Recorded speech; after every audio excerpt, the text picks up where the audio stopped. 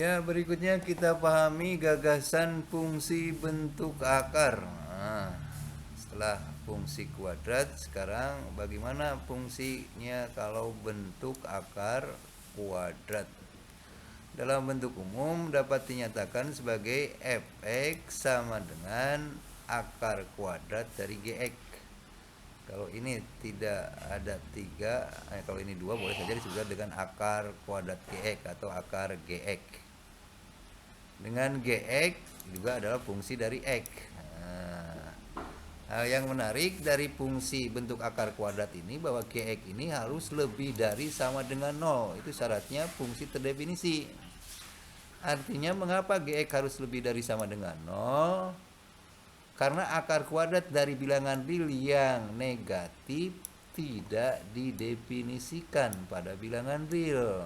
Nah, ini hal yang penting yang perlu Anda pahami. Sebagai contoh, kalau ditanyakan berapa akar kuadrat dari negatif 4, nah ini bukan bilangan real, karena tidak ada bilangan real yang dikuadratkan hasilnya negatif 4.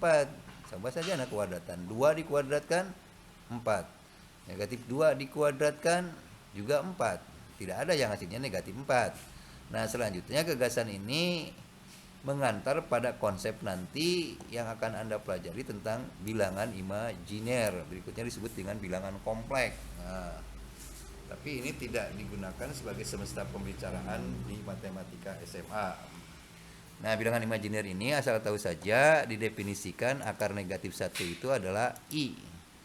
Sehingga I dikuadratkan akan sama dengan negatif 1. Akibatnya akar negatif 4 berarti sama dengan akar dari 4 dikalikan negatif 1.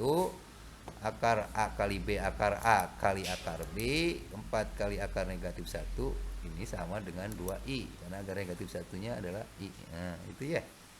Tapi ini bukan bilangan real, sekali lagi. Pada sistem bilangan real tidak didefinisikan. Itu yang perlu Anda pahami. Jadi diingatkan bahwa akar kuadrat di bawahnya harus bilangan real positif. Karena bilangan real negatif tidak didefinisikan. Jadi akar negatif itu tidak didefinisikan kepada bilangan real. Itu yang pertama. Yang kedua, itu kaitannya dengan daerah asal. Sekarang kaitannya dengan daerah hasil. Kita juga harus memahami bahwa akar kuadrat dari suatu bilangan adalah bilangan real positif juga. Akar 4 sama dengan 2, bukan negatif 2. Meskipun negatif 2 dikuadratkan hasilnya 4. Tapi didefinisikan ya, atau disepakati bahwa akar kuadrat dari suatu bilangan real positif itu adalah bilangan real positif. Kalau kita memahami konsep nilai mutlak, ya itu akan sama dengan nilai mutlak dari X. Walaupun tadi negatif 2 dikuadratkan 4, tetap akar, nah ini, walaupun negatif 2 dikuadratkan hasilnya 4, tapi akarnya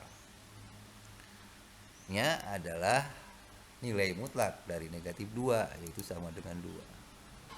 Akar negatif 2 dikuadratkan, ya, akar 4, 2. Nah, jadi tetap saja 2 hasilnya. Jadi itu ya.